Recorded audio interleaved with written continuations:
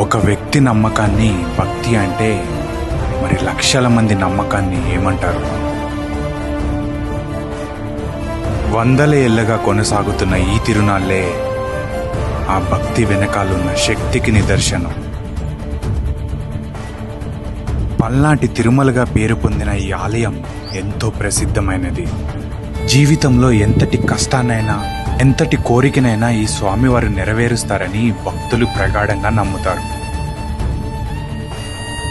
ఇదే శ్రీ స్వయంభు మత్స్యావతార నేతి వెంకటేశ్వర స్వామి ఆలయం.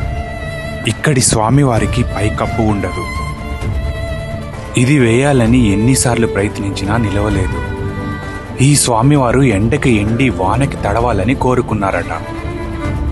తరాలుగా ఇక్కడి రైతులు పండించిన ప్రతి వస్తువును మొదటిగా స్వామివారికి సమర్పిస్తారు. అలాగే వారి పశువులు మొదటిగా ప్రసవించిన తర్వాత వచ్చే పాలతో వెన్న చేసి స్వామివారికి సమర్పిస్తారు.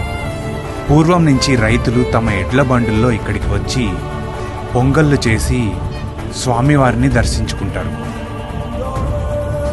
ప్రతి సంవత్సరం శివరాత్రి తర్వాత 4 నుంచి 5 వారాలు ఘనంగా ఉత్సవాలు జరుగుతాయి. ఇంతటి గొప్ప ఆలయాన్ని మీరు అస్సలు మిస్ అవ్వద్దు. ఈ ఆలయం పల్నాడు జిల్లా దేవరంపాడు గ్రామం దగ్గరలో ఉంది. సో ఇంకెందుకు లేట్, ఈ వీడియో నచ్చితే నన్ను ఫాలో అవ్వండి. అలాగే మీ ఫ్రెండ్స్ అండ్ ఫ్యామిలీకి షేర్ చేసి ప్లాన్ చేయండి.